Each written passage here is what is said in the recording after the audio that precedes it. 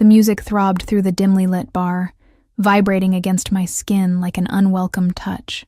Sweat clung to the back of my neck as I navigated through the crowd, balancing a tray of empty glasses that clinked with every careful step. My feet ached in the second-hand heels I'd bought from a thrift shop, the only pair I owned that looked nice enough for this upscale establishment.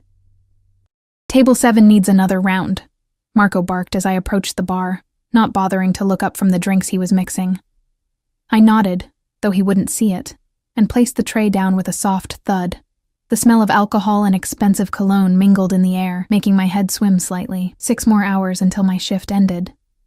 6 more hours of forced smiles and dodging, wandering hands. "You're new here." The voice cut through the noise like a blade, low and smooth. I turned to find myself staring at a man behind the bar, not Marco, who had disappeared somewhere into the back. This bartender was younger, maybe early 30s, with dark hair swept back from a face that belonged on magazine covers. His sleeves were rolled up to reveal forearms corded with lean muscle.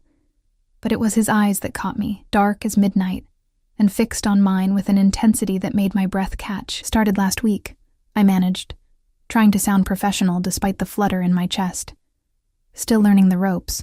His lips curved into a smile that didn't quite reach those eyes. "You're doing fine." He began mixing drinks with practiced precision, movements fluid and confident. "Name?" "Ellie," I said, watching his hands work. "Ellie Mason." "Ellie," he repeated, as if testing how my name felt on his tongue. He didn't offer his in return. I should have walked away, should have checked on my tables, but something held me there, watching him work. Maybe it was the way the other staff seemed to give him a wide berth, or how the security guards by the door straightened when he glanced their way. "Your tables are waiting," he said finally, placing the last drink on my tray. Our fingers brushed, and a jolt of electricity shot up my arm. His skin was warm, his touch lingering a second too long. I mumbled a thank you and hurried away, feeling his eyes burning into my back. The night dragged on, a blur of drink orders and forced laughter. I caught glimpses of him throughout my shift, always watching, always with that same intensity. By midnight, my curiosity had gotten the better of me. "Who's the new bartender?" I asked Casey, another waitress who'd been working here longer. She frowned, glancing toward the bar. "What new bartender?" "The guy who was mixing drinks earlier." "Dark hair, expensive watch." Casey's face paled slightly. "That's not a bartender, Ellie. That's—" She stopped abruptly, shaking her head. "Just be careful, okay? Some men in this place. They're not what they seem." Before I could press her further, she hurried off to serve a group of businessmen who'd just arrived. I turned back toward the bar, but the mysterious non-bartender had vanished. By the time my shift ended at 3 a.m., my feet were screaming and my lower back ached from hours of carrying heavy trays. The club had mostly emptied, save for a few lingering patrons too drunk or too rich to care about the hour. I counted my tips in the back room, barely enough to cover this week's groceries, let alone make a dent in my mounting debt. The night air hit me like a slap when I stepped outside, cold and damp after the heated interior of the club. I pulled my thin jacket tighter around my shoulders, wishing I'd had the foresight to bring something warmer. The streets of Boston were eerily quiet at this hour, street lamps casting pools of yellow light on wet pavement. I'd missed the last bus, which meant another night of walking 20 blocks to my apartment in the cold. I hadn't gone more than a block when I heard footsteps behind me. Quick, purposeful. My heart rate spiked as I quickened my pace, clutching my purse closer. The city could be dangerous at this hour, especially for women walking alone. The footsteps accelerated. "Hey, wait up!" I recognized the voice instantly. Jimmy, one of our regulars. He spent most nights hitting on the waitresses and over-tipping when drunk. Tonight, he'd been particularly persistent, leaving his number on a napkin that I'd promptly thrown away. "I'm tired, Jimmy. Go home," I called over my shoulder, not slowing down. "Come on, just one drink. I know a place that's still open." His words slurred together, and I could smell the whiskey on his breath even from several feet away. I quickened my pace, but his hand suddenly gripped my arm, spinning me around. "Don't be like that," he said, his face too close to mine. "I've been watching you all night. Let go." I said firmly, trying to pull away. I'm not interested. His grip tightened painfully. Playing hard to get, huh? I like that. Fear curdled in my stomach. The street was deserted. No one to hear if I screamed.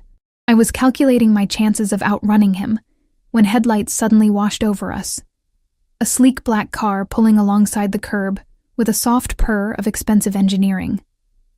The rear door swung open, and a voice spoke from within the shadows of the vehicle. Is there a problem here? The same voice from earlier, the bartender who wasn't a bartender. Jimmy's grip loosened slightly as he turned toward the interruption, annoyed. Mind your own business, pal. The lady and I... Get in the car, Ellie. It wasn't a suggestion. It was a command, spoken with such quiet authority that I found myself moving toward the open door before I'd made a conscious decision to do so. Hey, Jimmy protested, reaching for me again. What happened next occurred so quickly I barely registered it. A large figure emerged from the front passenger seat, a broad-shouldered man with a buzz cut who moved with silent efficiency. Jimmy was suddenly on his knees, gasping, though I hadn't seen the bodyguard strike him. Get in, the voice from the car repeated, softer this time. I hesitated at the open door, peering into the dimly lit interior. The mysterious man from the bar sat inside, his features half hidden in shadow. Common sense screamed at me to run, that getting into strange cars with unknown men was exactly how women ended up on missing persons posters. I can just call a cab, I offered weakly. It's 3 a.m. in a rough neighborhood and you're being followed by a drunk who won't take no for an answer, he replied evenly. I'm offering you a safe ride home. Behind me, Jimmy was still on the ground, the bodyguard standing over him with a warning hand on his shoulder. Rain began to fall, fat drops that quickly soaked through my thin jacket. Hesitantly, I slid into the car's leather interior, the door closing behind me with a soft, expensive thunk. The interior smelled of leather and some subtle cologne, sandalwood maybe, with hints of amber. The man sat across from me, his features now visible in the dim lighting. He was even more handsome up close, with high cheekbones and a strong jaw dusted with perfect stubble. He wore a simple black suit that probably cost more than 3 months of my rent. Thank you, I said awkwardly as the car pulled away from the curb. But I could have handled it. His lips quirked in what might have been amusement. I'm sure you could have, Ellie Mason. The way he said my name sent a shiver down my spine, not entirely unpleasant. I realized I still didn't know his. You never told me who you are, I said, trying to keep my voice steady.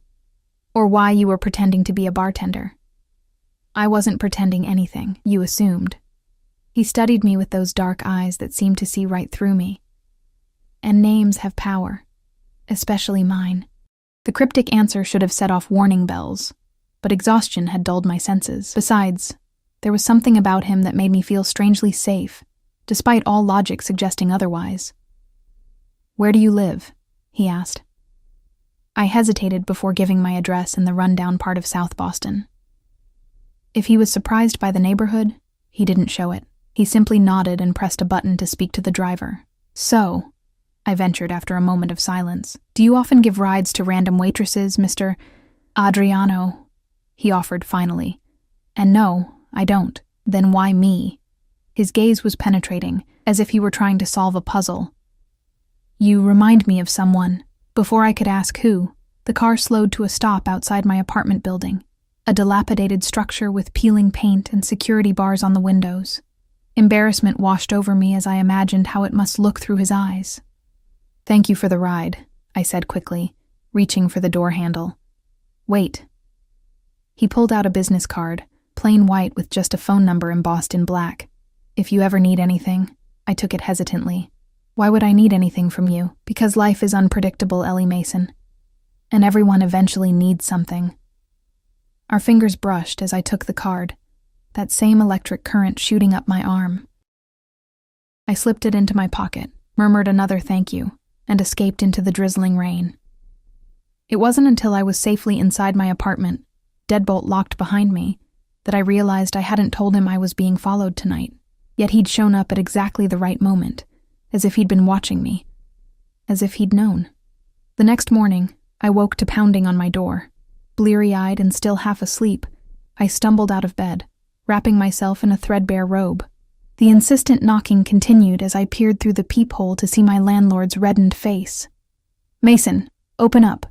I reluctantly unlocked the door, opening it just enough to see him. "Mr. Finch, it's not even 9. "Where's my money?" he demanded, pushing the door wider. "You're 2 months behind, and I've been more than patient." My stomach sank. "I get paid next week. I can give you half then, and not good enough." His eyes narrowed. "I've got people lined up who can pay on time. Either you have the full amount by tomorrow, or you're out. But that's not legal. You have to give proper notice." He laughed, a harsh sound. "Sue me." "Oh, wait. You can't afford to. Tomorrow, Mason. All of it." The door slammed behind him, leaving me standing in the middle of my tiny apartment, panic rising in my throat. $6,000 by tomorrow. Impossible. I'd been struggling since losing my job at the accounting firm 3 months ago, after I'd reported my boss for cooking the books. They'd fired me instead of him, and I'd been blacklisted from every legitimate financial job in the city since. The bartending gig barely covered food and utilities. My savings were depleted, and my credit cards maxed out. I sank onto my second-hand couch, head in my hands, trying to think of a solution that didn't involve calling my ex-boyfriend Danny. He'd help, for a price I wasn't willing to pay. My fingers brushed against something in my robe pocket, the business card from last night. I pulled it out, staring at the elegant number. "Everyone eventually needs something," Adriano had said. But calling would mean owing him, and men like him, men who rode in cars with bodyguards and commanded rooms without speaking, didn't offer help without expecting something in return. Still, I had no other options. With trembling fingers, I picked up my phone and dialed. The phone rang 3 times before someone answered. "Yes?" A deep voice, not Adriano's. I hesitated, suddenly feeling foolish. I'm calling for Adriano. He gave me this number last night." A brief silence. "Your name?" "Ellie Mason." Another pause, the sound of muffled voices. Then Adriano was on the line, his voice sending an involuntary shiver down my spine. "Ellie." That was quick. I swallowed hard, pride warring with desperation. I wouldn't call if I had other options, I know. Something in his tone suggested he knew exactly why I was calling. "Tell me what you need." When I explained about the eviction, he was silent for so long I thought the call had dropped. $6,000, he finally said, voice neutral. "I can pay it back," I hurried to add. "I just need time to find a better job. I have a degree in finance, but..." "I know who you are, Ellie Mason, 27 years old. Bachelor's in financial analysis from Northeastern. Fired from Donovan and Associates after reporting irregularities in their client accounts. Blacklisted by half the firms in Boston." My blood ran cold. "How do you..." "I make it my business to know things," he interrupted smoothly. "Especially about people who interest me." "And why would I interest you?" I asked, trying to keep my voice steady despite the alarm bells ringing in my head. "As I said last night, you remind me of someone." He paused. "The money will be delivered this afternoon. You'll have a job interview on Monday at 10 a.m. Wear something professional." "Wait," I said quickly. "What's the catch? What do you want in return?" His soft chuckle sent goosebumps across my skin. "Let's just say you'll owe me a favor. Nothing illegal. Nothing that compromises your values. Just a favor. To be determined later." "That's very vague." "It's the best offer you'll get today, Ellie." He was right, and we both knew it. "Fine. But I'm paying back every cent. I wouldn't expect anything less." His tone softened slightly. "Stay home today. Don't open the door for anyone except my courier.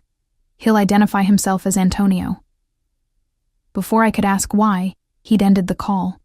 True to his word, at precisely 2 p.m., there was a knock at my door. Through the peephole, I saw a stern-faced man in a dark suit holding a manila envelope. "Antonio," he said simply when I cracked the door open. "Mr. Russo sends this with his compliments." Russo. So that was Adriano's last name. I accepted the envelope with a murmured thank you, quickly closing and locking the door before peering inside. Stacks of $100 bills, neatly bundled, $6,000 exactly. Beneath the money was a business card for Blackstone Financial Group, with an address in the financial district and Monday's date and time written on the back. Dread and relief battled within me. I'd solved my immediate problem, but potentially created a much bigger one. What kind of man carried, or could summon on short notice, thousands in cash? What kind of favor would he eventually demand? And most importantly, who was Adriano Russo, really? I spent the weekend alternating between anxiety and desperate internet searches. There was surprisingly little about any Adriano Russo in Boston. A few mentions at charity events, a blurry photo from a hospital fundraiser 5 years ago, but nothing substantial. It was as if he deliberately maintained a low profile, despite what was clearly significant wealth and influence. Monday morning arrived with gray skies and a persistent drizzle that matched my mood. I'd laid out my only suit, a charcoal gray pantsuit I'd bought for job interviews after graduation, now slightly too loose after months of skimping on meals to save money. My makeup was carefully applied to look professional, but not too dramatic, and I'd twisted my dark blonde hair into a neat chignon. Blackstone Financial Group occupied the top 3 floors of a gleaming skyscraper downtown. The lobby alone screamed money. Marble floors, modern art installations, security guards who looked more like Secret Service agents than rent-a-cops. Ellie Mason for a 10 a.m. interview, I told the receptionist, trying to project confidence I didn't feel. She smiled warmly. Yes, Ms. Mason, you're expected on the 42nd floor. Gerald will escort you. A security guard materialized at my elbow, leading me to a private elevator that required a keycard to operate. As we ascended, my stomach churned with nerves. Was this legitimate? Or some elaborate game Adriano was playing? What kind of financial group operated with cash deliveries and private security? The elevator opened directly into a reception area decorated in tasteful grays and blues. A different receptionist, this one a polished man in his 40s, greeted me. Ms. Mason, Mr. Bennett is ready for you. I was led through a series of corridors to a corner office with floor-to-ceiling windows, offering a spectacular view of Boston Harbor. Behind an imposing desk sat a silver-haired man who rose as I entered. Ms. Mason, Charles Bennett, CEO of Blackstone's private client division. Please, sit. The interview proceeded normally enough. Questions about my experience, my strengths and weaknesses, why I left my previous position. I answered carefully, sticking to the truth while avoiding mentioning Adriano or my suspicions about this too convenient opportunity. Your references from Northeastern are excellent, Bennett remarked, and your technical skills are precisely what we're looking for. But I must address the elephant in the room, Donovan and Associates. I tensed. What about them? You accused Julian Donovan of fraudulent accounting practices, correct? I reported inconsistencies in their books. I replied carefully. The next day, I was terminated for performance issues that had never been mentioned before. Bennett nodded slowly. And since then, you've been unable to secure employment in your field. It wasn't a question, but I answered anyway. Yes. Loyalty is important at Blackstone, Ms. Mason. So is integrity. Sometimes those values conflict. He studied me intently. If you witnessed similar irregularities here, what would you do? The question felt like a test. I'd follow proper reporting channels, documenting everything thoroughly. If the issue wasn't addressed appropriately, I'd be forced to consider external options. I won't participate in fraud, Mr. Bennett, even passively. A slow smile spread across his face. That's exactly what I hoped you'd say. The position is yours, if you want it. Junior Financial Analyst, Private Client Division. $80,000 to start. Full benefits. Performance review at 6 months. My jaw nearly dropped. The salary was almost double what I'd made at Donovan. Thank you, I managed. When would you like me to start? Tomorrow, 8 a.m. sharp. He stood, extending his hand. Welcome to Blackstone, Ms. Mason. I floated through the rest of the day in a daze, stopping at a department store to buy 2 new suits I could barely afford, even with my imminent salary. By evening, I'd paid my landlord, his eyes widening at the stack of cash, cleaned my apartment, and was celebrating with a cheap bottle of wine when my phone rang. A number I didn't recognize. Hello? Congratulations on the new position. Adriano's voice, smooth as silk. I nearly dropped my glass. How did you... Never mind. I suppose I should thank you. No need. You earned it on your own merits, but you arranged it, I countered. Why? What do you get out of this? Perhaps I just enjoy helping talented people overcome unfair obstacles. I snorted. And perhaps I'm secretly a duchess. Everyone wants something, Adriano. His soft laugh warmed me more than the wine had. Smart girl. Have dinner with me tomorrow night. I'll send a car at 8. It wasn't a question, and I found myself agreeing before I'd fully considered what I was doing. After hanging up, I stared at my phone in disbelief. What was I thinking? Agreeing to dinner with a man who was clearly involved in something illegal. A man who could deliver thousands in cash within hours, who knew details about my life I'd never shared, who commanded respect with just his presence. A man who made my pulse race just by saying my name. The next day was a blur of paperwork, orientations, and introductions. Blackstone was every bit as prestigious as it appeared, with legitimate clients and seemingly above-board operations.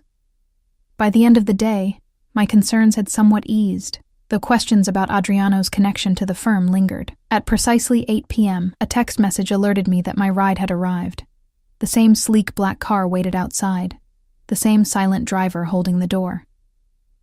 This time the car was empty, but a small box sat on the leather seat.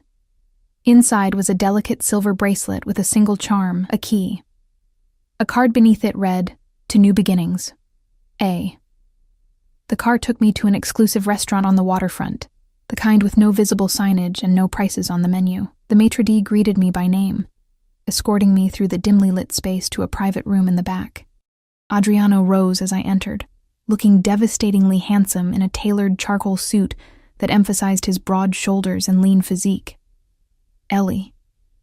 He took my hand, pressing his lips to my knuckles in an old-world gesture that should have seemed affected but somehow wasn't. You look lovely. I was acutely aware of my department store suit and the simple bracelet that was probably the most expensive piece of jewelry I'd ever worn. Thank you for the gift. It's beautiful, but you're uncomfortable accepting it, he finished, pulling out my chair. It's just a bracelet, Ellie, not a collar. The choice of words sent a strange thrill through me. Still, it seems excessive for a man I barely know. His dark eyes glittered in the candlelight. Then let's remedy that. Over dinner, exquisite courses paired with wines I couldn't pronounce. Adriano told me about growing up in North Boston, the son of Italian immigrants. He spoke of his father's small import business, his mother's legendary Sunday dinners, his own scholarship to Harvard Business School. Nothing that explained his obvious wealth and power. Nothing about his current business ventures. When I tried to steer the conversation in that direction, he expertly deflected. Enough about me, he said, topping off my wine glass. Tell me more about the job. Is it what you hoped for? I described my first day, the people I'd met, the projects I'd been assigned. It's legitimate, I concluded, watching him carefully. A real position with real responsibilities. Did you expect otherwise? I don't know what to expect from you, Adriano. You appear in my life like some fairy godfather. Solve my problems with a wave of your hand, and ask for nothing concrete in return. People don't do that without ulterior motives. He leaned forward, his gaze intense. What if my motive is simply you, Ellie? Then you're either lying or crazy, I replied bluntly. Men like you don't pursue women like me without reason. Men like me? One eyebrow arched. And what kind of man am I exactly? I hesitated, then decided honesty was my best approach. Powerful, dangerous, connected, the kind who solves problems with cash deliveries and has drivers who double as bodyguards. The kind who can make a prestigious financial firm hire someone who's been blacklisted throughout the industry. A smile played at his lips. And yet you're here, having dinner with this dangerous man. Curiosity, I said, and gratitude. You did help me, whatever your reasons. Perhaps I just saw something in you worth saving. The intensity in his gaze made my cheeks flush. I changed the subject, asking about the restaurant, the wine, anything to break the tension building between us. He allowed it, though his knowing smile suggested he was well aware of my discomfort. By the time dessert arrived, a decadent chocolate creation I was too full to do justice, I'd had enough wine to lower my guard slightly.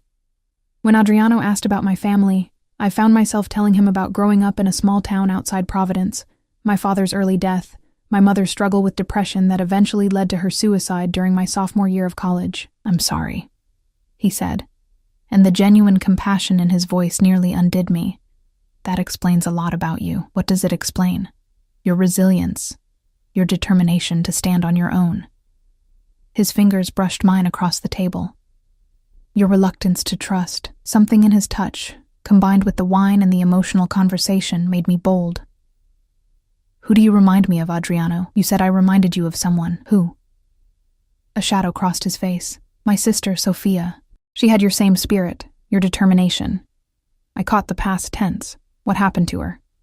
"She died." His voice was flat. "Car accident 12 years ago." "I'm sorry." I echoed his earlier sentiment, turning my hand to squeeze his. "How old was she?" 22. Just finished college." His eyes met mine, filled with an emotion I couldn't name. "She would have been about your age now." The revelation hung between us, a possible explanation for his interest that was both innocent and somehow disappointing. Before I could respond, his phone vibrated. He checked it, his expression hardening. "I apologize, but something requires my attention." He stood, buttoning his jacket. "The car will take you home. Is everything okay?" "Nothing for you to worry about." He came around the table, bending to kiss my cheek. His lips lingered near my ear as he whispered, "Sweet dreams, Ellie Mason." Then he was gone, leaving me with a strange emptiness I couldn't explain. The driver appeared moments later to escort me to the car. As we pulled away from the restaurant, I caught a glimpse of Adriano in the parking lot, surrounded by 3 men in dark suits, his face a mask of cold fury that transformed him into someone I didn't recognize. For the first time, I felt a flicker of real fear about what I'd gotten myself into, and with whom. The next few weeks settled into a strange new rhythm. By day, I was Ellie Mason, junior financial analyst at Blackstone, earning a respectable salary and gradually rebuilding my professional reputation. By night, I found myself increasingly drawn into Adriano's orbit. He called or texted almost daily, though sometimes days would pass with no contact. He sent flowers to my apartment, books he thought I'd enjoy, a cashmere sweater when the weather turned cold. We had dinner twice more at exclusive restaurants, each time in private rooms with discreet service. He never tried to kiss me beyond a chaste peck on the cheek, never pushed for more than conversation and company, yet the tension between us grew with each meeting, and I still had no idea what he really did for a living. My new colleague, Vivian, raised an eyebrow when a bouquet arrived at the office one afternoon. "Secret admirer?" she asked, peering at the elegant white roses. I tucked the card, bearing only the initial A, into my desk drawer. "Just a friend." "Must be some friend," she remarked. "Those are $50 each, minimum." Later, as we shared lunch in the break room, she leaned closer. "So, what's his name?" "Whose name?" She rolled her eyes. "The friend sending you small fortunes in flowers. The one you're suddenly unavailable for after work drinks because of. The reason you're smiling at your phone every 5 minutes." Heat crept up my neck. "Adriano," I admitted. "But it's not serious." Her fork clattered against her plate. "Adriano? As in Adriano Russo?" My stomach dropped. "You know him." Vivian glanced around nervously before lowering her voice. "Ellie, everyone in Boston finance knows Adriano Russo. Or knows of him, at least. And?" She hesitated. "Let's just say he's not someone you casually date. His family has connections. Old money. Old power. Old ways of handling problems." "What kind of connections?" I pressed, though I was beginning to suspect the answer. "The kind that made my Italian grandmother cross herself whenever their name was mentioned," she said grimly. "Look, I'm not saying the rumors are true, but if even half of them are, be careful, okay?" I nodded, my appetite gone. That night, I finally did what I should have done weeks ago. I searched for Russo family Boston instead of just Adriano's name. The results were disturbing. Articles about suspected racketeering in the 1980s, a 1990s trial where 3 family associates were convicted while the patriarch, Antonio Russo, walked free. More recent pieces speculating about the family's legitimate businesses, real estate, import and export, financial consulting, serving as fronts for less savory enterprises. And there, in a 5-year-old article about the changing face of organized crime in Boston, was Adriano, described as the Harvard-educated heir apparent to the Russo Empire, who has ostensibly legitimized much of the family business while maintaining their iron grip on certain sectors of Boston's underground economy. My phone buzzed with a text from him. "Dinner tomorrow? There's someone I'd like you to meet." I stared at the message, my finger hovering over the reply button. The smart move would be to end this now, before I got any deeper. To tell him thank you for the job and the help, but that I wasn't comfortable with the relationship. Instead, I found myself typing, "What time?" The next evening, the now familiar car arrived at my apartment. This time, Adriano was inside, looking devastating in a black suit with a dark blue tie that matched his eyes. "You look troubled," he said as I settled across from him. I dressed carefully in a simple black dress, another recent purchase I couldn't really afford but felt necessary for these outings. "Just tired. Long day at work." His eyes narrowed slightly, but he didn't press. "I thought we'd have dinner at my home tonight. Is that acceptable?" Home, not a restaurant.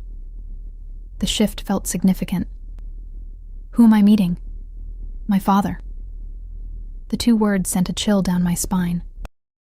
Antonio Russo, the patriarch, the man who'd allegedly built an empire through means I didn't want to contemplate. "Why?" I asked, unable to keep the apprehension from my voice. Adriano's hand found mine, his thumb tracing circles on my palm. "Because you're important to me, and he's important to me. It's just dinner, Ellie." But we both knew it wasn't just anything. Meeting his father meant this, whatever this was, had progressed to something more serious. Something with implications I wasn't sure I was ready to face. The car wound through the city and into the affluent suburbs, eventually turning onto a private road that led to an imposing stone mansion set back behind ornate iron gates. Security cameras tracked our progress up the long driveway, and I glimpsed men patrolling the grounds with what looked suspiciously like concealed weapons. "Home sweet home?" I asked, trying to mask my nervousness with humor. Adriano's lips quirked. "One of them. I have an apartment downtown for work nights." The house was as impressive inside as out. Soaring ceilings, marble floors, priceless artwork. A butler took my coat, and a maid appeared with a tray of champagne flutes. Adriano guided me through the grand foyer with a hand at the small of my back, the warmth of his touch both reassuring and unsettling. We entered a formal living room where an elderly man sat in a leather wingback chair. Despite his age, he had to be in his late 70s, Antonio Russo exuded strength and authority. His silver hair was impeccably styled, his suit custom-tailored to his still-fit frame. He rose as we entered, dark eyes, so like his son's, assessing me with calculated interest. "So, this is the girl," he said, his accent more pronounced than Adriano's. "Come closer. Let me look at you." I stepped forward, fighting the urge to curtsy or bow. His scrutiny was palpable as he circled me slowly. "Beautiful," he pronounced finally. "Smart, too, from what my son tells me. And brave, to stand up to those thieves at Donovan." "Thank you, sir," I managed, unsure how else to respond. He waved a hand. "Call me Antonio. We don't stand on ceremony in this family." His emphasis on the word family sent a tremor through me. "Sit, both of you. Dinner will be served shortly." We settled onto an antique sofa. Adriano's arm draped casually across the back, his fingers just brushing my shoulder. The touch felt possessive, as did the way his father watched us. "Adriano tells me you're an orphan," Antonio said bluntly. "Father," Adriano warned, his body tensing beside me. "It's fine," I assured him before turning to Antonio. "Yes, my parents are both deceased. My father when I was young, my mother in college." Antonio nodded sympathetically. "Family is everything, Ms. Mason, everything. When we lose our blood ties, we must create new ones, yes? I suppose." I agreed cautiously. Adriano has been alone too long, focused on business, always business. He fixed his son with a pointed look, 34 years old, and what does he have to show for it? Money, power, respect, yes, but no wife, no children to carry on our name. I shifted uncomfortably, feeling caught in a conversation that had clearly been ongoing long before I entered the picture. Perhaps we could discuss something else, Adriano suggested tightly. Antonio ignored him. You're what, 27? Still young enough to give him strong sons. My jaw dropped at the archaic statement. Before I could form a response, a servant appeared to announce dinner. The dining room was equally impressive, with a table that could seat 20, but was set for just the three of us. Course after course of traditional Italian cuisine arrived, accompanied by wines that probably cost more than my monthly rent. Throughout the meal, Antonio questioned me about my background, my career ambitions, my views on family and loyalty. It felt more like an interrogation than conversation. And what do you know about our family business, Ms. Mason? He asked as dessert was served. I hesitated, looking at Adriano, who watched me carefully. Not much, I admitted. I know you're involved in real estate, imports, and finance. Among other things, Antonio agreed with a thin smile. We have diverse interests. But at our core, we are simply a family protecting what is ours. Sometimes that requires unconventional methods. Adriano set down his wineglass with deliberate care. Father, she should know what she's getting involved with, Antonio interrupted sharply. No good comes from secrets between family. We're not family, I pointed out, though my voice lacked conviction. Antonio's eyes glittered. Not yet. After dinner, Antonio excused himself, claiming fatigue, though I suspected he wanted to give us privacy. Adriano led me through the house to a solarium overlooking the extensive grounds, now lit by subtle landscape lighting. I apologize for my father, he said, pouring us each a glass of aged bourbon from a crystal decanter. He's from a different generation, with different expectations. About women? Or about your choice of companion? I accepted the drink, needing its warmth. Both. He settled beside me on a plush love seat. Though he's right about one thing, I have been alone too long. I took a long sip, savoring the burn. Adriano, I need to ask you something, and I need you to be honest. His expression grew guarded. Ask. The Russo family, your father, you... I struggled to find the right words. Are you connected to organized crime? He didn't answer immediately, swirling the amber liquid in his glass. That's a complicated question. It shouldn't be, I countered. Either you are or you aren't. My grandfather came to this country with nothing, he began slowly. He built something, a network, a business, a family, by whatever means necessary in a time and place that offered few legitimate opportunities to Italian immigrants. My father expanded that empire, walking the line between the old ways and the new, and He paused, meeting my eyes. I've worked to legitimize what can be legitimized, to modernize what can be modernized. That's not an answer. It's the most honest one I can give. He set his glass down, turning to face me fully. My family has power in this city, Ellie. That power comes with responsibilities, expectations, and yes, complications. But I've never killed anyone. I don't deal drugs or run prostitution rings. I don't extort innocent businesses. But you have people who do those things for you, I guessed. His jaw tightened. I protect what's mine. Sometimes that requires force, or the threat of it. And what am I to you? Another acquisition to protect? A broodmare for your dynasty, as your father implied? Anger flashed in his eyes. Is that what you think? I don't know what to think, I admitted, my voice cracking slightly. You appear in my life like some dark guardian angel, solve all my problems, shower me with gifts and attention. Now I'm meeting your father and hearing hints about becoming family. It's moving too fast, and I don't even know who you really are. He moved closer, his hand cupping my cheek with surprising gentleness. I am exactly who you think I am, Ellie. A man with too much power and too little happiness. A man who saw something in you.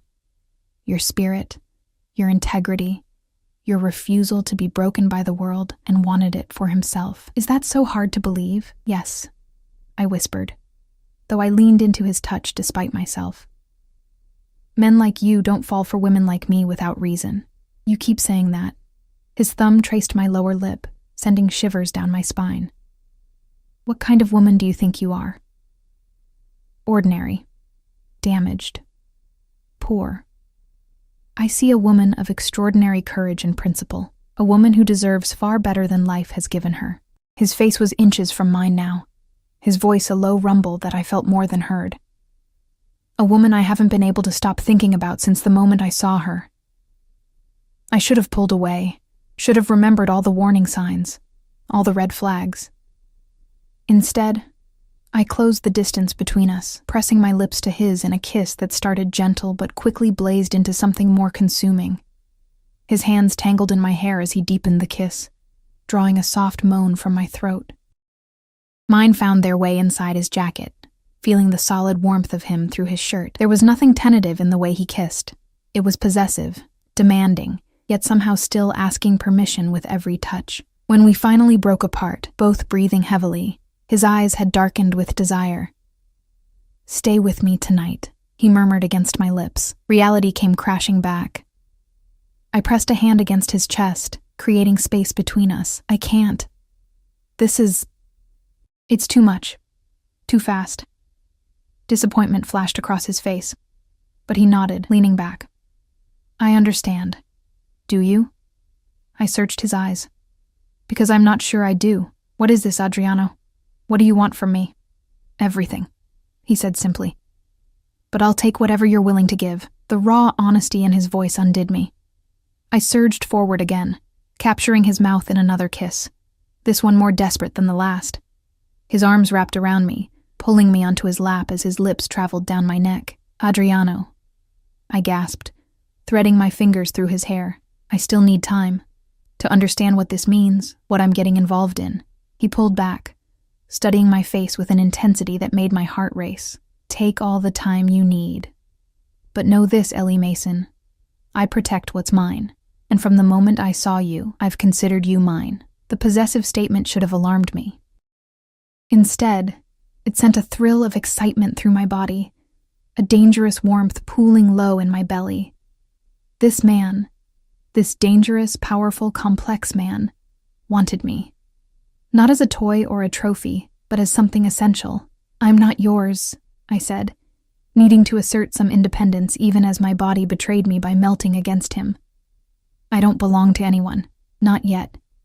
He echoed his father's words, a smile playing at his lips. But you will be. The car ride back to my apartment was charged with unspoken tension. Adriano kept a careful distance, but his eyes rarely left me, dark with promised pleasures that made my skin flush.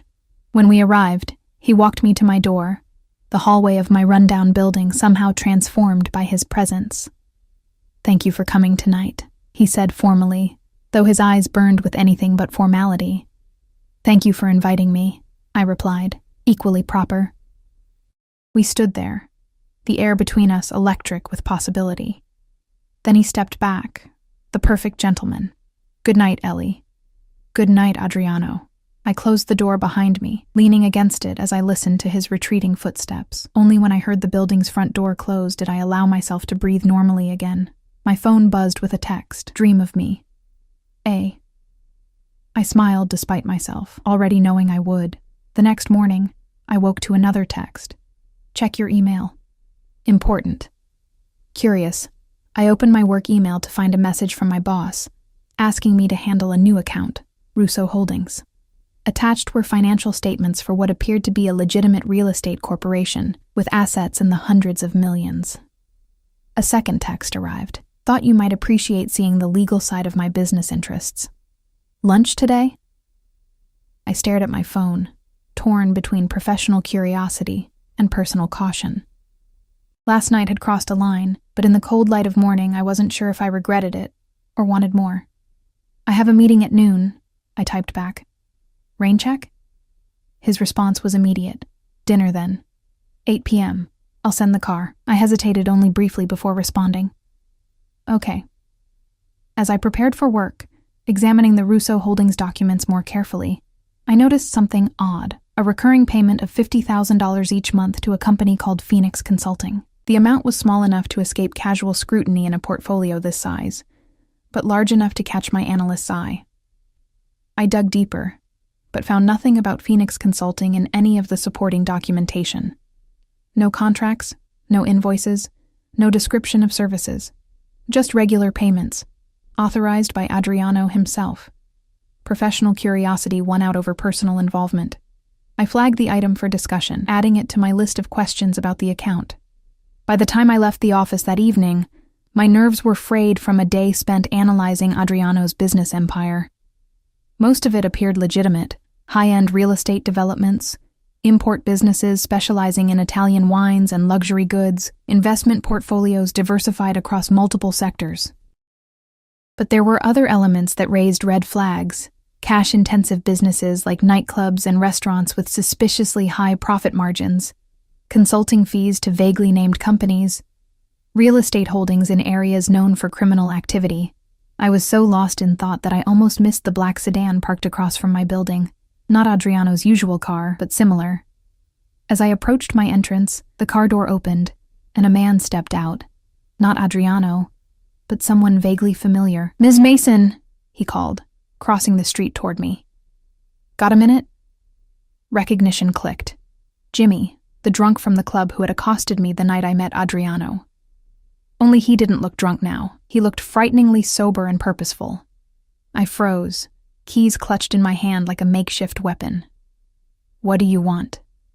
Jimmy smiled, a cold expression that didn't reach his eyes. "Just a friendly conversation, Ms. Mason. I don't think we have anything to discuss." I edged toward my building entrance. "Oh, but we do."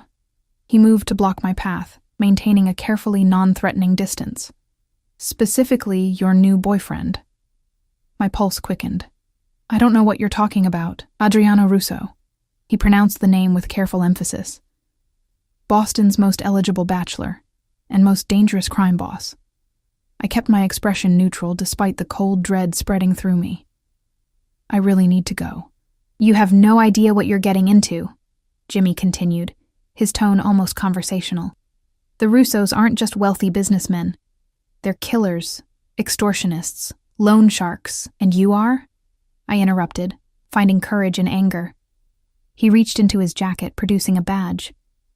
"Detective James Moretti, Boston Police Department, Organized Crime Division." The revelation hit me like a physical blow. Not a drunk harassing a waitress that night, but an undercover cop. And Adriano had known exactly who he was. "I'm investigating the Russo family," he continued, replacing his badge. "Have been for years, and now you've landed right in the middle of their world." "I'm not in the middle of anything," I insisted. "I barely know Adriano," Moretti's eyebrow arched skeptically. "Meeting the family patriarch for dinner? That's more than barely knowing in their world. That's being vetted for marriage." My cheeks flushed. "You're having me followed?" "We've had the Russos under surveillance for months," he corrected. "You just happened to enter the picture, but now that you're here, maybe you can help us." "Help you how, exactly?" He took a step closer, lowering his voice. "You have access to Adriano, to his home, potentially to his business records. We need someone on the inside." "You're asking me to spy on him?" I asked incredulously. "Are you insane? Even if I wanted to, which I don't, do you have any idea what would happen if he found out? We can protect you." I laughed, a sharp, bitter sound. "Like you protected the other witnesses against the Russos? The ones who mysteriously disappeared or changed their testimony?" Moretti's expression hardened. "You've already looked into their history, so you know what they're capable of. Is that really the world you want to be part of? The kind of man you want to be with?" The question hit too close to my own doubts. "I need to go," I repeated, pushing past him toward my door. "Think about it," he called after me. "For your own sake. You've been given a second chance at a legitimate career. Don't throw it away for a man who will either get you killed or turn you into an accessory to his crimes." I slammed the door behind me, hands shaking as I engaged the deadbolt. My apartment suddenly felt small and exposed. If the police were watching me, who else might be? Was Adriano having me followed too? The The thought sent a chill down my spine. I paced my small living room, mind racing. I should cancel dinner. Should cut ties completely. Maybe even leave Boston. Start over somewhere new. But where would I go? How would I survive? And most troubling, why did the thought of never seeing Adriano again hurt more than it should? My phone buzzed with a text. Car will arrive in 30 minutes. Looking forward to seeing you. A.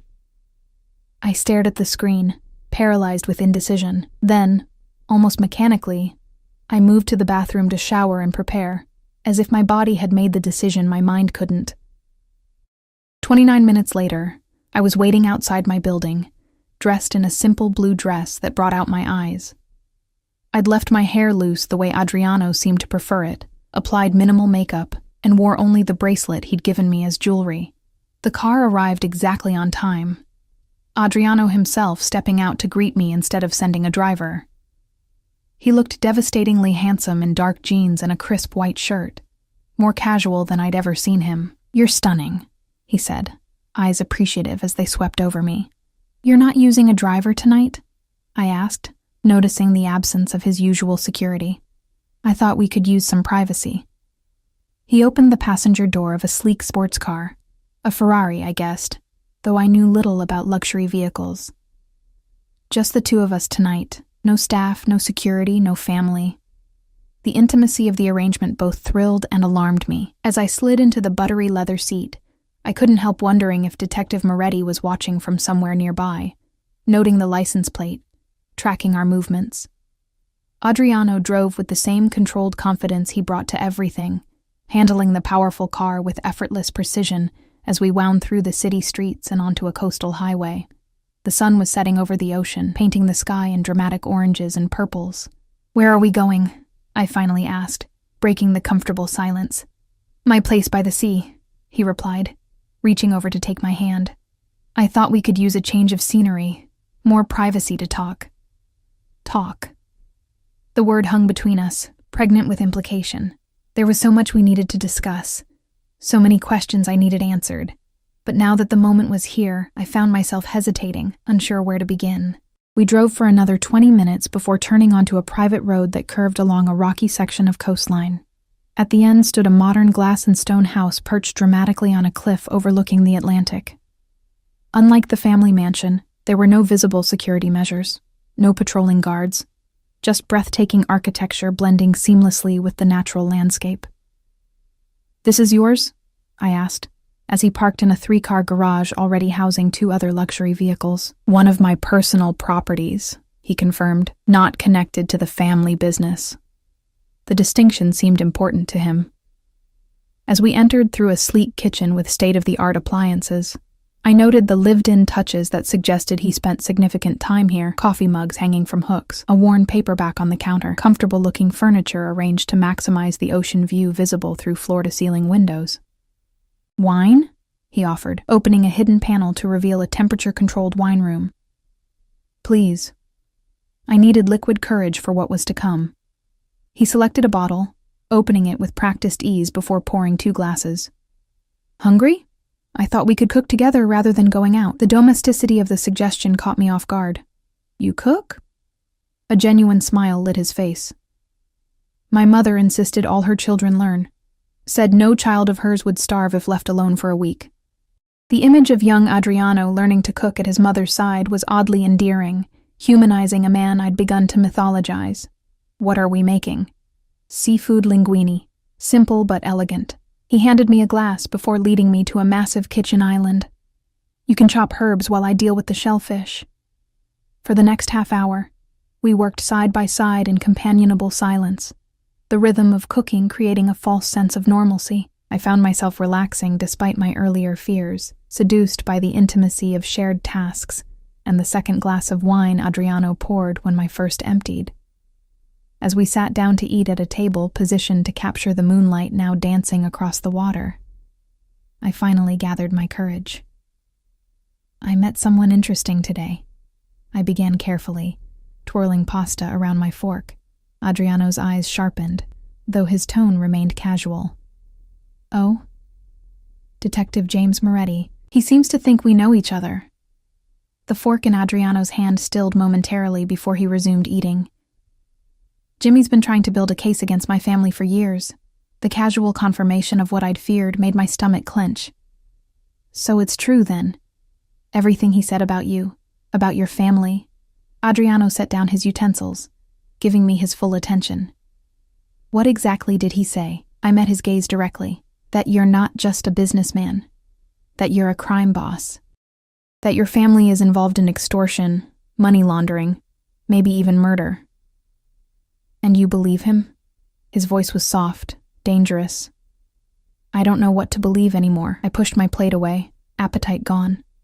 All I know is that I've been thrust into something I don't fully understand, caught between a man who makes me feel things I shouldn't, and warnings that he's dangerous.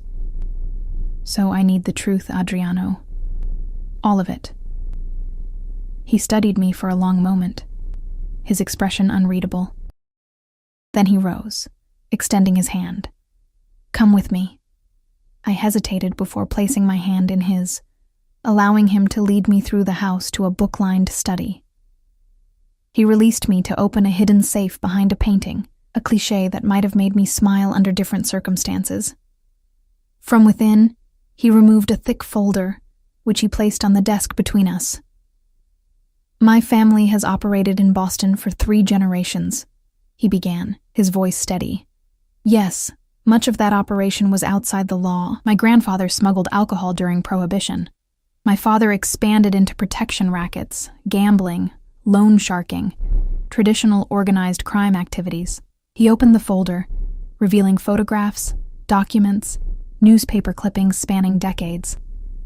When I took over 10 years ago, I began legitimizing our enterprises. Real estate, import, export, financial services, all genuine businesses now, though some were built with money that wasn't originally clean. And the not-so-legitimate aspects? I pressed. His jaw tightened. We still protect what's ours. We still have arrangements with certain businesses in certain neighborhoods. We still solve problems that can't be solved through conventional channels. Have you killed people? The blunt question hung in the air between us. Adriano didn't flinch. I've given orders that resulted in deaths. Yes, always of people who threatened my family, my business, or those under my protection. His eyes held mine, unflinching. I don't apologize for it. I should have been repulsed, should have walked out immediately. Instead, I found myself asking, and Detective Moretti, is he a threat? He's ambitious, but ultimately harmless. He's been trying to build a RICO case against us for years, but lacks sufficient evidence. A cold smile curved his lips. We make sure of that. By intimidating witnesses? Bribing officials? By being careful, he corrected. And yes, sometimes by ensuring potential problems disappear. The casual admission sent a chill through me. Why are you telling me all this? Aren't you afraid I'll go straight to Moretti with this conversation? No. His certainty was absolute. Because you understand loyalty, Ellie. You understand that sometimes the law and justice aren't the same thing, and because you feel what's between us as strongly as I do. He moved around the desk, closing the distance between us. Moretti approached you because he thinks you're my weakness. Perhaps you are. But you're also my strength, because you see me, all of me. And you're still here. His hand cupped my cheek, thumb brushing across my lower lip. Tell me I'm wrong. I should have pulled away, should have denied the magnetic pull between us, should have remembered who and what he was. Instead, I surged forward, capturing his mouth in a desperate kiss that held all my confusion, all my fear, and all my undeniable desire. He responded instantly, arms wrapping around me as he backed me against the bookshelf, his body pressing into mine with delicious pressure. Tell me to stop, he murmured against my neck, hands sliding down to grip my hips. If this isn't what you want, if I'm not what you want, tell me now. I can't, I gasped as his teeth grazed my pulse point. God help me, I can't. With a growl, he lifted me, my legs wrapping instinctively around his waist as he carried me from the study. We barely made it to the bedroom, shedding clothes between desperate kisses and whispered confessions. When he finally laid me on his bed, both of us naked and breathless, he paused, hovering above me. "Be sure, Ellie," he warned, voice rough with restraint. "Because once you're mine, I'll never let you go." The possessiveness in his words should have frightened me. Instead, it ignited something primal within me. A desire to be claimed, to belong, to surrender to the overwhelming force that was Adriano Russo. "I'm sure," I whispered, pulling him down to me. Hours later, I lay curled against his chest, his fingers tracing lazy patterns on my bare shoulder, my body pleasantly sore from our lovemaking. Outside, moonlight silvered the waves crashing against the cliffs below, beautiful, powerful, dangerous, like the man beside me. "What happens now?" I asked softly, not wanting to break the peaceful moment, but needing to know. "Now you're mine," he replied simply, pressing a kiss to my temple. "And I protect what's mine. And Moretti? Don't worry about him." His voice hardened slightly. "He won't approach you again." The implication sent a ripple of unease through me. "Don't hurt him, Adriano. He's just doing his job. As long as he stays away from you, he has nothing to fear." His arm tightened around me possessively. "But he should know better than to touch what belongs to me." I propped myself up on an elbow, looking down at his beautiful face. "I don't belong to you." A slow smile spread across his lips. "Your body says otherwise." His hand slid down my bare back to cup my bottom. "As does the fact that you're still here, even knowing what you know." He was right, and we both knew it. Despite everything, the warnings, the revelations, the danger, I had made my choice. I had crossed a line that couldn't be uncrossed. "I need to keep my job," I said, changing topics slightly. "I need my own life, my own identity outside of this." I gestured between us. "Of course." He nodded seriously. "I admire your independence, your principles. I would never ask you to compromise them. And I need to know you won't use me to launder money or hide illegal activities." I held his gaze firmly. "I won't compromise my professional ethics even for you." Instead of anger, respect flashed in his eyes. "Agreed. Blackstone is legitimate, and your role there will remain above reproach." "I give you my word." "Your word as a crime boss?" I couldn't help the sardonic question. "My word as a man in love," he replied softly. The declaration stunned me into silence. Love?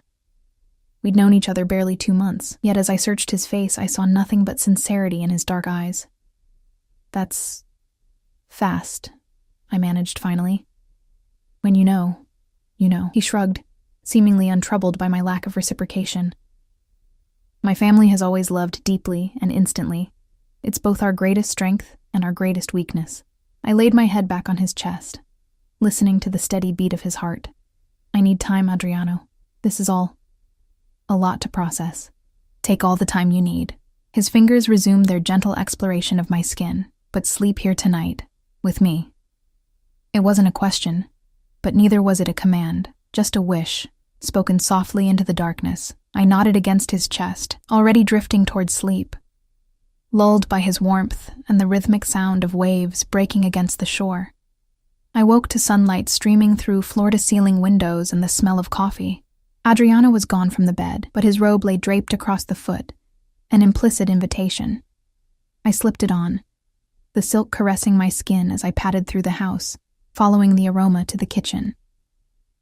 Adriano stood at the stove, dressed only in low-slung pajama bottoms, his broad back and defined shoulders on full display as he cooked what smelled like frittata. The domestic scene was so at odds with what I now knew about him that I paused in the doorway, momentarily disoriented. "Stop overthinking," he said without turning around. "I can hear the gears in your head from here." "How did you—" "I always know when you enter a room." He glanced over his shoulder, eyes warming as they took in the sight of me in his robe. "My body recognizes yours now." Heat rushed to my cheeks at the intimate statement. I moved to the coffee pot, pouring myself a cup to hide my reaction. "What time is it?" "Just after 8. Do you need to be at work?" I shook my head. "It's Saturday." "Good." He slid the frittata onto a serving plate. "Then we have all day." The prospect was both thrilling and terrifying. "For what?" "For whatever you want." He set the plate on the island between us. "Talk, make love again, go sailing, I have a boat docked nearby, or simply exist together in the same space while you process everything you learned last night. The casual options, offered without pressure, eased something tight in my chest. This man, this dangerous, powerful man who had confessed to ordering deaths, was giving me space, giving me choices. I'd like to talk more, I decided, taking a seat at the island. About us. About what this means going forward. He nodded, serving me a portion of the frittata before taking his own. Ask me anything. If I stay with you, if we do this, what does it mean for me? For my life? He considered the question carefully.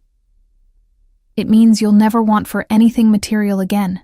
It means you'll be protected, always. It means certain doors will open for you professionally, while others may close because of the association. It means I'll be watched, I added. By your enemies. By the police. Yes, he acknowledged. There would be risks. I won't pretend otherwise, but I would do everything in my power to keep those risks from touching you directly. I took a bite of the frittata, delicious of course, while contemplating his answer. And what would you expect from me in return? Besides the obvious. I gestured vaguely at the bedroom. A smile played at his lips.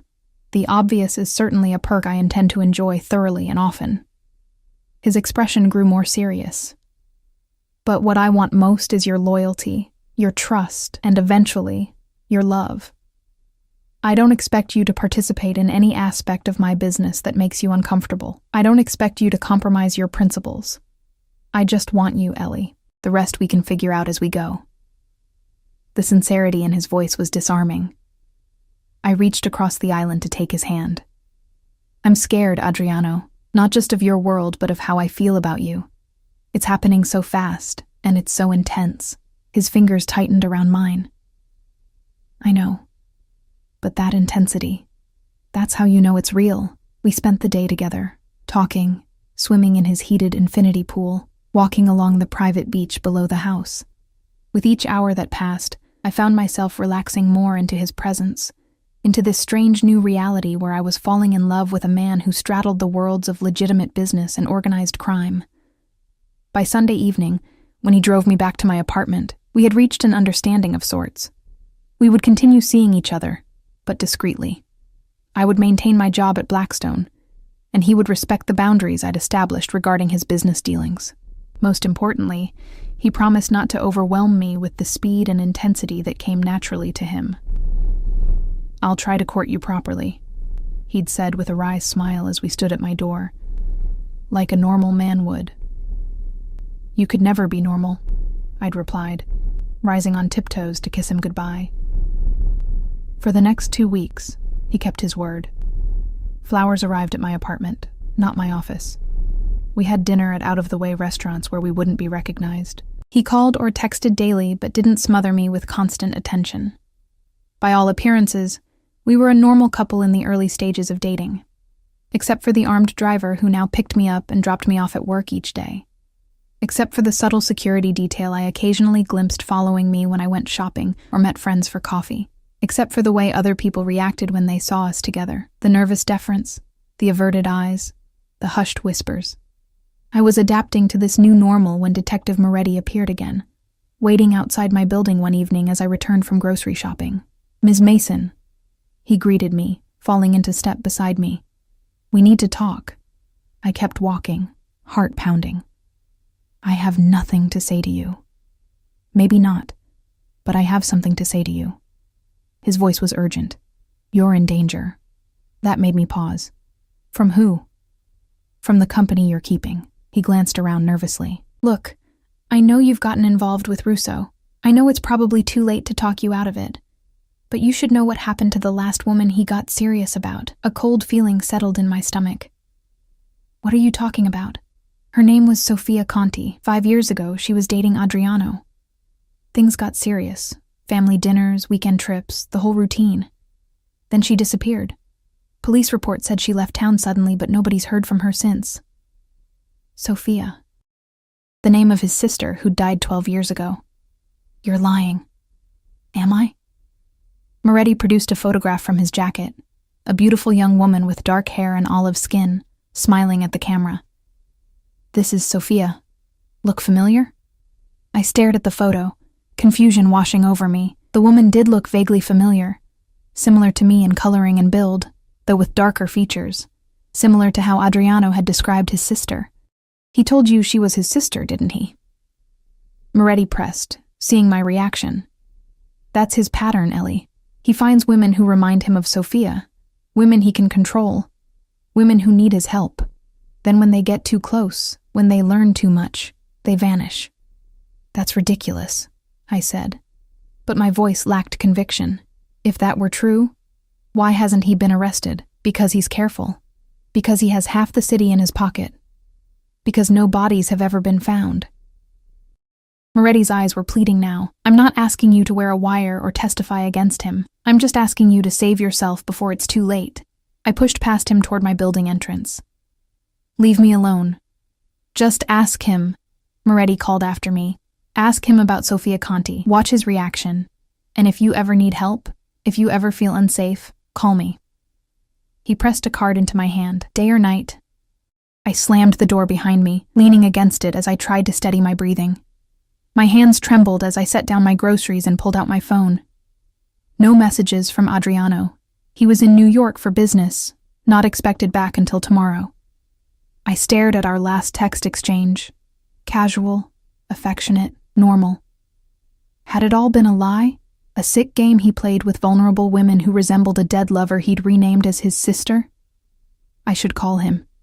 Demand answers. But what if Moretti was right? What if confronting Adriano put me in danger? I spent a restless night, alternating between absolute certainty that Moretti was lying to feed his obsession with bringing down the Russos, and gnawing doubt that made me question everything Adriano had told me.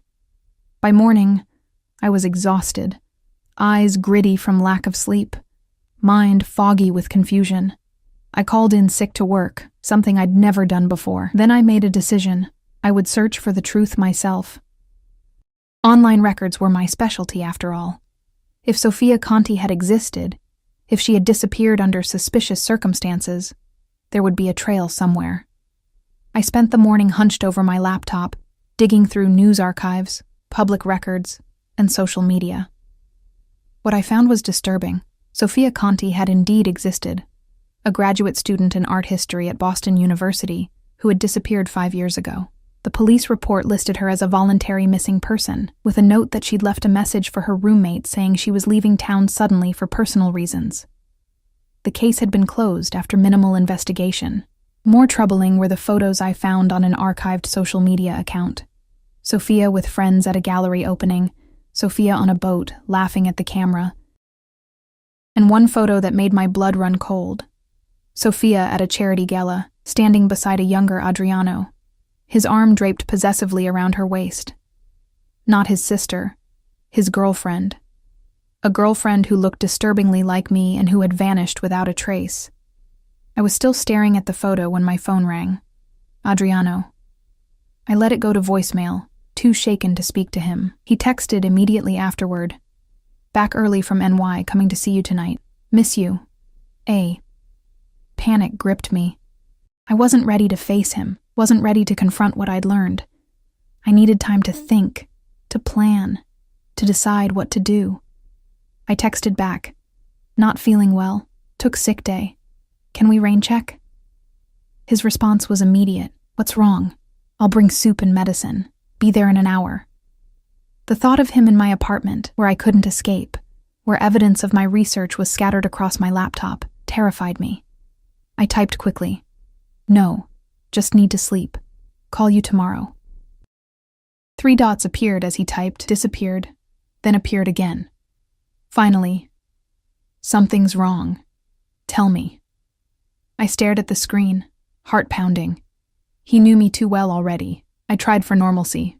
Just a bad cold. Don't want to get you sick before your big meeting tomorrow. A long pause.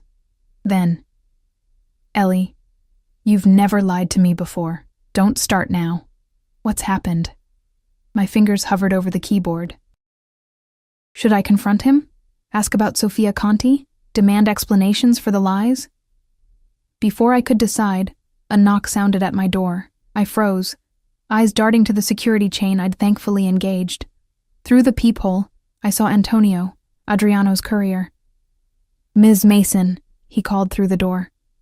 "Mr. Russo sent me to check on you." "I'm fine," I called back, voice higher than normal. "Just sleeping. Please tell him I'll call tomorrow." A pause. "He'd like to speak with you directly, Ms. Mason." "He's concerned." My phone buzzed with another text. "Let Antonio in. Please. The control, the surveillance, the pressure. Suddenly it all felt suffocating. I'll call Adriano later," I insisted. "I need to rest now." More shuffling in the hallway, then Antonio's voice again, lower this time as he spoke into what I assumed was a phone. I couldn't make out the words. My own phone rang again. Adriano. This time I answered. "What's going on?" His voice was tense. "Why won't you let Antonio in?" "Because I don't want visitors right now," I said, striving for firmness despite my racing heart. "I told you I'm sick. You're lying." His tone was flat, certain. "Something's happened. Someone's spoken to you." The accuracy of his guess sent a chill down my spine. "Why would you think that?" "Because you've never shut me out before." A pause. "Was it Moretti? What did he tell you?" The direct question caught me off guard. "How did you—" "My security detail saw him approach you last night. They didn't intervene because you seemed to be handling it." His voice hardened. "What lies did he feed you, Ellie?" "Were they lies?" I countered, finding courage in anger. "He showed me a picture of Sofia Conti. Said she was your girlfriend, not your sister. Said she disappeared after getting too close to you." Silence. Then, very quietly, "Let me in, Ellie. Not Antonio. Me." "I'm downstairs." My heart lurched. "You're here? How?" "I flew back the moment you started acting strange. I've been watching your building, hoping you'd come out so we could talk somewhere neutral. But since you won't—" He sighed. "Please, let me explain in person. If you don't like what I have to say, I'll leave and never bother you again." I hesitated, weighing my options. If I refused, would he force his way in? If I agreed, was I putting myself in danger? But if he'd wanted to hurt me, he'd had plenty of opportunities already. "Fine," I said finally. "Come up." Minutes later, another knock at my door. Through the peephole, I saw Adriano. Hair slightly disheveled, eyes shadowed with what looked like genuine concern. I unbolted the door but left the chain engaged, opening it just enough to see him clearly. "Take your security and go home, Adriano. I'll talk to you alone, or not at all." He hesitated, then nodded, pulling out his phone to issue brief instructions. After a moment, he put the phone away. "They're gone. It's just me now." I closed the door to remove the chain, then reopened it fully, standing aside to let him enter. He stepped inside cautiously, as if entering a minefield. I noticed he wore casual clothes, jeans and a sweater, rather than his usual suit, and carried nothing but his phone. "You look terrible," he said softly, taking in my appearance. Unwashed hair, pale face, eyes red from crying and lack of sleep. "Yes. Well, finding out your boyfriend might be a murderer will do that to a girl." The words came out sharper than intended. He flinched, actual pain flashing across his features. "Can we sit, please?" I gestured toward the couch, taking the armchair across from it, maintaining distance between us. He sat forward, elbows on his knees, hands clasped. "Sofia Conti was my girlfriend 5 years ago," he began without preamble. "We met at a gallery opening. She was beautiful, passionate about art, completely unimpressed by my money or my name. I fell hard and fast." I remained silent, watching his face carefully. "She did resemble my sister somewhat. Same coloring, similar features. Maybe that attracted me initially, I don't know. But she wasn't a replacement for Sofia Russo. She was her own person, and I loved her for herself." "What happened to her?" I asked, voice barely above a whisper. Pain clouded his eyes. "She discovered things about my business, things I hadn't told her. She found documents in my office one night when I was out. When I came home, she confronted me, threatened to go to the police." My breath caught. And I begged her not to. Told her I loved her, that I was working to legitimize everything, that she just needed to give me time. His voice roughened with emotion. She agreed to think about it, said she needed a few days. The next morning, she was gone, left a note saying she couldn't live with what she knew, that she was leaving Boston and starting over somewhere new. Did you kill her? The blunt question hung in the air between us. No. His eyes met mine, unwavering. I loved her. I would never hurt her. Then where is she? I pressed. If she just left town, why has no one heard from her in 5 years? He looked down at his hands. Because I made it that way. What does that mean? It means I gave her what she asked for. A new life, far away from me and my world. He sighed heavily. She contacted me a week after she left. Said she was terrified, that she couldn't just disappear, that people would look for her. So I arranged things. New identity, new documentation, enough money to start over somewhere I wouldn't know about, so I could truthfully say I had no idea where she was. You expect me to believe that? I asked incredulously. That you just let her go, helped her vanish. After she threatened to expose you, I loved her. He repeated simply. And yes, I let her go, because sometimes if you truly love someone, you do what's best for them, even if it destroys you. The raw pain in his voice seemed genuine. But then, he'd be an expert at manipulation, wouldn't he? Prove it, I challenged. His eyebrow arched. How? Show me she's alive, that she's out there somewhere, living her new life. He shook his head. I can't. I told you. I arranged everything so that I wouldn't know her location or new identity. It was safer that way for both of us. Convenient, I muttered. It's the truth. He leaned forward, eyes intense. Ellie, I've never lied to you about who I am or what I've done.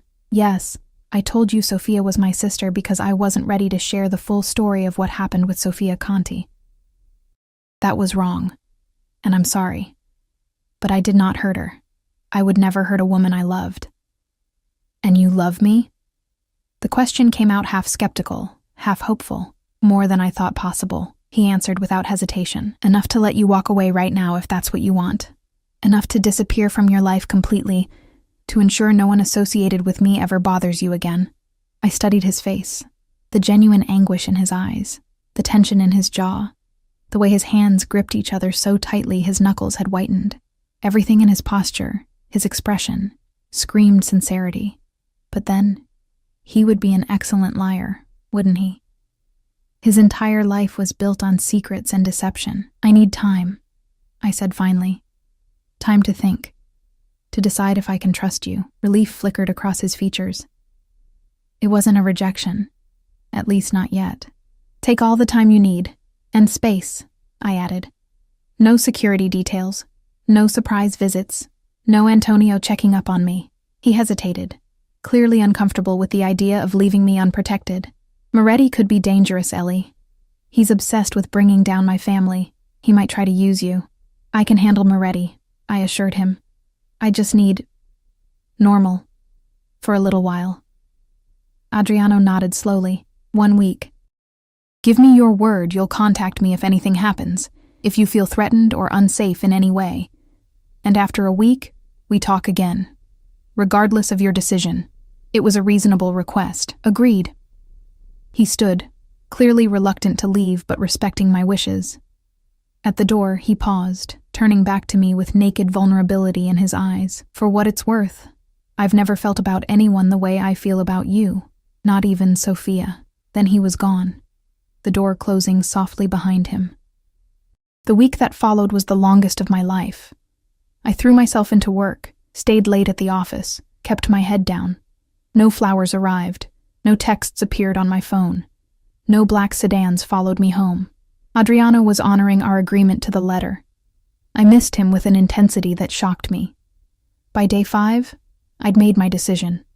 I spent hours drafting and redrafting a text to him, trying to find the right words. In the end, I went with simplicity. I choose to believe you, not because I'm certain, but because I want to be with you enough to take the risk. But there need to be rules going forward. Complete honesty. No more half-truths. And I want proof Sophia Conti is alive. His response came within minutes. Dinner tonight? My place downtown. 8 p.m. I'll send a car, but only if you're comfortable. And Ellie, thank you for your faith in me. I won't betray it. I texted back a simple yes and spent the next few hours in a state of nervous anticipation, changing outfits 3 times before settling on a simple black dress that made me feel confident. When the car arrived, I was ready, resolve strengthening with each mile we drove. Adriano's downtown apartment occupied the entire top floor of a luxury high-rise, with panoramic views of the city through walls of glass. He opened the door himself, looking as nervous as I felt, dressed in dark slacks and a blue shirt that brought out the warmth in his olive skin. "You came," he said, relief evident in his voice. "I came," I confirmed, stepping inside. The apartment was minimalist but warm. Leather furniture, modern art, a state-of-the-art kitchen visible through an archway. On the dining table, dinner was already laid out, a simple meal of pasta and salad, 2 glasses of wine poured and waiting. "Before we eat," he said, leading me not to the table but to a sleek desk in the corner where a laptop sat open. "I have something to show you." He pulled out the chair for me, then leaned over to type a complex password. A folder opened, revealing a single video file. "This was delivered to me yesterday, through channels so secure even I don't know their origin. Watch." He clicked play, then stepped back, giving me space. On screen, a woman appeared. Older than in the photos I'd seen, her once dark hair now lighter. Cut in a different style, but unmistakably Sofia Conti. She held up a newspaper dated 3 days ago, then spoke. "I'm alive and well, living the life I chose. I asked for freedom, and Adriano gave it to me, at great personal cost to himself. Whatever you think of him, whatever you've heard, know this. He is a man of his word. He promised me safety and anonymity, and he's kept that promise for 5 years. I'm only breaking it now because he said someone important to him needs reassurance." She smiled sadly. "Be wiser than I was. If you love him, really love him, don't run. Stay and help him become the man he's trying to be." The video ended, the screen going black. I sat in stunned silence, processing what I'd just seen. It could be faked, of course. Technology made almost anything possible. But something in her eyes, in the specific details she'd mentioned, rang true. "How did you find her?" I asked finally. "I didn't." Adriano moved to stand beside me. "I put out word through trusted intermediaries that I needed proof of life. No location or identity revealed. This arrived yesterday. I don't know where she is, who she's become. I just know she's alive and apparently well." I rose from the chair, turning to face him. "And if I asked you to let me go, like you let her go? To give me a new identity, a new life somewhere far away?" Pain flashed across his features, but his voice remained steady. "I would do it, if that's what you truly wanted. And if I asked you to leave your family business? To walk away from all of it?" This time he hesitated. "I've been working toward that goal for years. Legitimizing what can be legitimized, distancing myself from the rest. But it's complicated, Ellie. There are obligations, responsibilities. To your family," I finished for him. "I understand that. But if we're going to be together, I need to know there's an end game, that someday we can just be Adriano and Ellie, without all the danger and secrecy and moral compromise." Hope dawned in his eyes. "You're staying?" I stepped closer, resting my hands on his chest, feeling his heart race beneath my palm. "I'm staying, with conditions." "Name them," he said immediately. "Complete honesty between us. No more secrets, no more lies, even by omission." I held his gaze steadily. "I keep my job, my independence. You keep working toward legitimacy, with a clear timeline and plan. And..." I took a deep breath. "If we have children someday, they never become involved in anything illegal. Ever." His hands came up to frame my face, thumbs stroking my cheekbones. "Children?" he asked softly, a smile playing at his lips. "You're thinking that far ahead?" "I'm a financial analyst," I reminded him. "Long-term planning is what I do." He laughed, the sound warming me from the inside out. "All your conditions are not only acceptable, but exactly what I want too. Especially the children part." "I'm serious, Adriano," I pressed. "This won't be easy. There will be times I'll question everything, times I'll be afraid. Times I'll wonder if I've made a terrible mistake, and I'll be there through all of it, proving to you every day that you haven't." His expression grew serious. "I love you, Ellie Mason. I've spent my life protecting and expanding what my family built, but none of it means anything without someone to share it with. Someone who sees me, all of me, and chooses to stay anyway." I rose on tiptoes, pressing my lips to his in a kiss that held all my lingering fears, all my cautious hope, and all the love I could no longer deny. "I choose you," I whispered against his mouth. "God help me, I choose you." His arms wrapped around me, lifting me off my feet as he deepened the kiss, pouring all his passion and promise into the connection between us. When we finally broke apart, both breathless, he rested his forehead against mine. "Thank you for giving me a chance to be the man you deserve," he murmured. "Thank you for being honest, even when the truth was ugly," I replied, hands linked behind his neck. We had dinner that night, eventually, talking and planning and dreaming until the city lights below us dimmed and the first hints of dawn appeared on the horizon. We spoke of a future where the Russo name meant legitimate business, philanthropy, respect earned through honest means. We acknowledged the challenges, the danger, the difficult road ahead. But as I drifted to sleep in his arms, I felt something I hadn't experienced since before my parents died, a sense of belonging, of safety, of home. I had kissed a man I thought was just a handsome bartender, only to discover he was a mafia boss with a complicated past and dangerous present, and somehow, against all logic and common sense, it turned out to be the best mistake I ever made. 3 years later, as I stand beside Adriano at the grand opening of the Russo Foundation for Children of Incarcerated Parents, our infant daughter sleeping peacefully against my shoulder, I know I made the right choice. The path hasn't been easy. There were investigations, threats from rival organizations, tense negotiations with law enforcement, but Adriano kept every promise. The illegal operations were systematically dismantled or transferred to others. The legitimate businesses flourished under his leadership and my financial guidance. We built something new together, something we can be proud of, something we can pass on to our daughter without shame. And sometimes, late at night, I think of Sofia Conti, living her new life somewhere far away. I hope she's happy. I hope she's found peace. But mostly, I'm selfishly grateful she ran, that she wasn't strong enough to stay and fight for the man she loved, because her loss became my gain. And I have no intention of ever letting go. "What are you thinking about?" Adriano asks, his arm sliding around my waist as the photographers finish taking pictures of the foundation's official opening. I lean into him, our daughter stirring slightly between us. About how sometimes the wrong kiss leads to exactly the right life. His smile, still capable of making my heart race after all this time, lights up his face. "I've never made a better mistake than letting you think I was just a bartender.